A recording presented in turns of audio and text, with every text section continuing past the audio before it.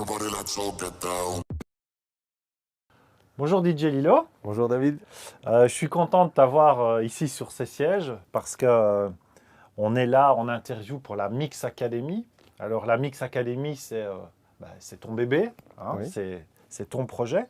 Est-ce que tu peux simplement me dire voilà, d'où est venu ce projet? Qu'est-ce qui a fait que tu as voulu créer cette Mix Academy? Ok. Donc le projet, il est vraiment dans ma tête depuis très longtemps. Et comme beaucoup de DJ te diront, s'ils viennent en interview, d'abord on est passionné de ce qu'on fait. Et à un moment donné, quand on a entre guillemets réussi à avoir une longue carrière et qu'on est dedans depuis très longtemps, on se dit aussi qu'il est temps à un moment donné de rendre un peu à d'autres personnes et de pouvoir retransmettre ce qu'on sait et surtout la passion de ce qu'on sait. Et cette passion de la musique, on l'a ou on ne l'a pas. Et donc le fait de créer une Mix Academy, je n'ai pas créé une Mix Academy genre comme il y a à Lyon, où il faut rester 6 mois en immersion, et là où on a un diplôme énorme, où on devient DJ professionnel. J'ai créé plus une académie stage pour permettre justement avec ce système de capsules et ce système d'in situ qu'on va faire dans les locaux d'énergie, de montrer aux jeunes ce qu'est le métier de DJ. Et peut-être de susciter des vocations avec des gens qui vont se dire « Ah, c'est ça le métier de DJ, donc j'aimerais bien être passionné moi aussi et de se prendre au jeu et peut-être de commencer quelque chose. » Donc je l'ai fait plus dans un but pédagogique. De passation. Voilà. D'accord. Et donc je trouvais ça important de le faire. Alors, tu viens juste de me dire que tu as eu un beau parcours professionnel et tu l'as toujours, hein. On va aller un peu revoir ce parcours. Okay. Moi, j'ai découvert que tu avais fait tes premiers mix, je ne sais pas comment on peut le dire autrement, mais enfin tes premières soirées à 16 ans, Oui. en soirée privée. Oui, donc j'ai eu la chance d'avoir 2 frères qui étaient déjà DJ. Ok. Et, ils sont plus âgés ou plus Ils sont jeunes? plus âgés. Plus âgés. Et donc ils étaient DJ dans les années 70. Et à l'époque, les platines, c'était des Lenco, pour ceux qui connaissent. Donc c'est des platines avec des courroies. Il fallait mettre des buvards, enfin, c'était très compliqué de mixer avec ça. Et j'ai été très vite passionné par comment mixer 2 plaques en fait. Eux étaient des DJ animateurs. Et moi, je voulais être plus dans la technique. Et donc, on travaillait ce système de buvard, on essayait de trouver des trucs pour lâcher les morceaux. Et la courroie, des fois, elle se coinçait, ça fumait un peu. Et donc, c'était vraiment passionnant. Et on a commencé à créer quelques soirées privées avec des amis qui étaient passionnés par le même style de musique, qui était la soul, disco et funk. Et donc, on a commencé à faire quelques soirées privées. Et là, je me suis vraiment pris au jeu et j'ai adoré ça. Ok, donc tu as vraiment démarré très très tôt, quoi. Oui. Et c'est assez comique parce que j'ai eu la chance de voir DJ Nessa et DJ Cosmic et ils ont tous les deux aussi ce parcours-là. Ils ont commencé assez tôt et donc on peut en profiter pour le dire à nos académiciens, on va les appeler comme ça, hein, nos jeunes académiciens, qu'ils sont dans l'âge. Hein, il n'y a pas d'âge pour commencer, donc on ne refusera pas les gens qui sont un peu plus âgés, mais c'est vrai que si on a cette passion-là très jeune, on ne la perd pas. Ah ouais, ok. Et j'ai découvert qu'après, tu es parti vers les Pays-Bas. Alors, est-ce que tu peux m'en dire un petit peu plus sur ce passage aux Pays-Bas qui a quand même été assez important et qui t'a permis de quand même développer ton art? Ok. Donc, les Pays-Bas, en fait, c'était... et on va voir que la vie, c'est tout un concours de circonstances qui sont... Je ne sais pas si c'est le fait du hasard, mais en tout cas, il y a des choses... Moi, j'appelle ça plutôt l'alignement. Voilà, donc on va appeler ça comme on veut. Mais je sortais dans une boîte qui était vraiment frontalière de la Hollande. Et des fois, il y a le DJ de là-bas savait que j'étais DJ et savait que je mixais en fait. Et donc déjà à l'époque, c'était en 82, 83. On avait déjà les platines Technics qui étaient déjà très performantes et avec lesquelles on savait vraiment bien mixer. Et donc moi, je me perfectionnais de plus en plus avec les vinyles, avec ce genre de platine. Et il le savait et il m'invitait de temps en temps à faire quelques petits sets dans cette boîte qui était déjà assez importante. Et un jour, il me dit, écoute, à Maastricht, il y a un club qui est en train de s'effondrer complètement. Et je connais le patron, va le trouver si tu veux et voir s'il serait d'accord de t'avoir comme DJ. Je suis sûr que tu feras quelque chose de bien. Et donc, je l'ai pris au mot, il m'a donné les contacts et je suis allé trouver le patron. Je ne parlais pas néerlandais à l'époque, je parlais qu'anglais. Et on a discuté avec ce patron. Et il me dit, bah, écoute, ma boîte, je vais la fermer dans 15 jours. Et je dis, bah, tu es sûr de vouloir la fermer? Parce que là, à ce moment-là, bah, tu n'as pas besoin de moi. Mais si tu me fais confiance, et on regarde un petit peu, on fait le tour de la boîte. Je viens la semaine prochaine, le week-end, voir un petit peu comment ça se passe. Et après, on en rediscute. Donc, c'est ce que j'ai fait. Je suis allé voir un vendredi et un samedi ce qui se passait. Et c'est vrai que c'était vraiment mort de mort. Et à ce moment-là, j'ai vu que le matériel, il était pas bon non plus. Et donc, je lui ai mis un peu au pied du mur. Je lui ai dit, voilà, moi, il me faut 2 platines Technics, et il faut une table de mixage, et tu me fais confiance, tu me donnes carte blanche. Il m'a dit, OK. Donc, on a commencé comme ça. Et il avait une très, très belle collection de vinyles. J'ai pris la mienne en plus. Et on a démarré, en fait, là-bas. Et directement, ça a pris.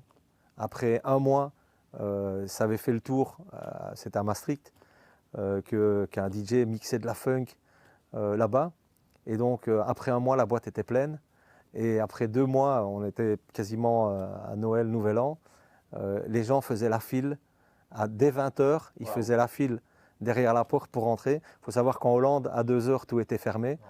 Mais ils faisaient la file dès 20h. Et donc, on a eu un succès fou. Je suis resté résident là pendant 8 ans. Mais tu gardes un super souvenir de cette période. Bien sûr. Ça m'a permis vraiment de faire ce que je voulais. De passer la musique que je voulais, la manière que je voulais. On avait créé un public.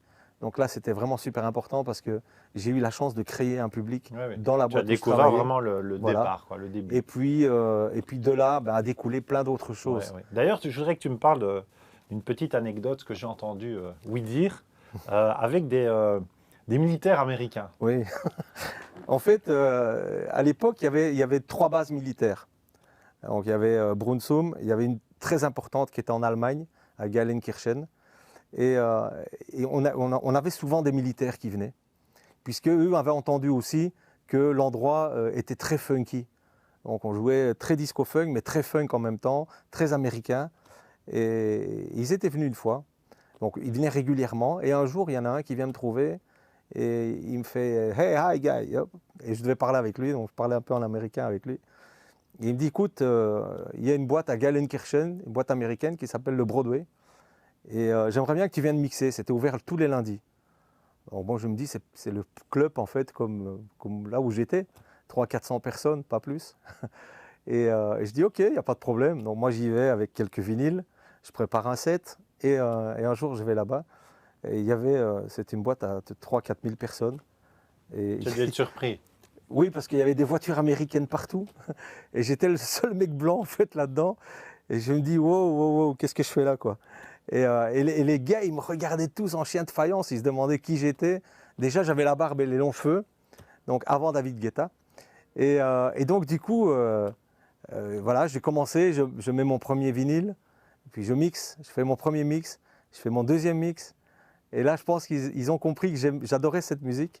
Et j'ai mixé là pendant 6 mois. Et on m'appelait le Black Blanc. En fait, ils ne comprenaient pas qu'un blanc puisse mixer de la musique black comme ça. Et voilà, moi j'ai toujours été passionné, donc j'ai toujours été dedans en fait. Et malheureusement, le général, à ce moment-là, devait repartir à New York.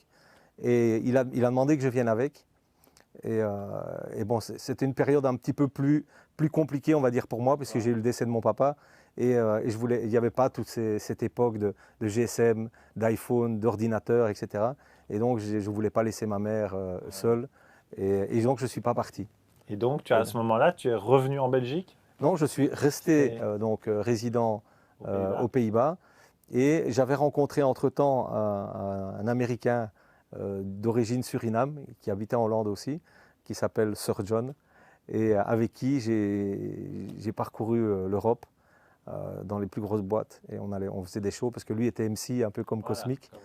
Et comme moi je ne parlais pas et que j'étais plus dans la technique, on a fait un duo un peu magique où lui faisait un show pas possible et moi je me concentrais sur ma musique et donc on a pu partir un peu à gauche, à droite tout en restant résident dans la boîte d'origine où j'ai commencé. Qu'est-ce que tu as gardé de cette période-là aux Pays-Bas de tout ce souvenir? C'est une période magique pour moi. Et si tu avais quelque chose à dire aux académiciens. Oui. On peut considérer que tu es un peu le directeur de la Mix Academy. On peut. Je sais que tu ne vas peut-être pas aimer ce mot-là, mais Non. c'est un peu voilà, Ok. le message. Qu'est-ce que tu leur dirais à tous ces étudiants, à tous ces jeunes, à tous ces moins jeunes qui ont envie de se lancer dans une carrière ou juste découvrir le métier de DJ? Qu'est-ce que tu leur dirais? En 3 mots. Je leur dirais d'être d'abord de se renseigner, D'être curieux. d'être très curieux par rapport à la musique et de vibrer avec la musique et ensuite d'être passionné. Soit par la musique, de toute manière si on n'est pas passionné par la musique, on n'est pas DJ, et ensuite par le DJing. Et j'espère vraiment que la Mix Academy, qui n'est pas, je répète, qui n'a pas pour vocation de former des DJ professionnels, mais de donner ces bases pédagogiques, d'ouvrir l'esprit de tous ces jeunes en disant que le métier de DJ, c'est pas seulement se mettre derrière des platines et mettre les mains en l'air, c'est autre chose aussi. Je ne critique pas ceux qui mettent les mains en l'air, hein, mais c'est pas que ça, c'est pas que du show, c'est un vrai travail. Il faut préparer, vous verrez dans tous les modules, il faut préparer les playlists, il faut préparer sa musique, il faut être curieux de comprendre les styles musicaux, comment fonctionne le matériel, pourquoi est-ce qu'on prépare ces sets de cette manière-là, pourquoi est-ce qu'on agit comme ça. On aura même une capsule qui va parler de la déontologie, comment se comporter sur scène, des choses à faire ou à ne pas faire. Les droits à l'image, les droits à la musique. Bon, toutes des choses à savoir pour un petit peu donner envie à vouloir faire ce métier. Et donc, nous, c'est à ça qu'on aspire. Alors, un truc très important quand même que j'aimerais bien dire avec la Mix Academy, c'est que j'ai voulu absolument associer cette Mix Academy, avoir ce partenaire média qui est Énergie. Pourquoi? Parce que, c'est inédit, c'est la première fois que ça se fait. Et puis, j'ai voulu vraiment que... je ne savais pas en fait comment aller capter les jeunes en créant une Mix Academy. Parce que c'est bien de créer un bon produit, mais si le produit n'est pas connu, bah ça reste un bon produit qui n'est pas connu. Et donc, je me suis posé la question de savoir quel est le média qui allait m'aider le mieux, et qui allait porter le mieux le message au niveau des jeunes, de dire on va faire quelque chose ensemble et on va créer quelque chose. Et là, la question ne s'est pas posée. Et c'était vraiment Énergie. Et je suis vraiment super fier et super content qu'ils aient accepté ce partenariat média. Parce que je sais qu'ensemble, en tout cas, on va faire vraiment de belles choses. Et on va peut-être créer une nouvelle vague de DJ en institut, en tout cas en Belgique, qui vont vouloir progresser et qui vont vouloir aller de l'avant. En tout cas, je te remercie. Je vais surtout te dire merci au nom de tous ces jeunes qui, grâce à toi, vont pouvoir découvrir ce métier. Merci à vous déjà à l'avance. Et on se dit à bientôt. À bientôt. À bientôt. Ciao. Ok, ciao.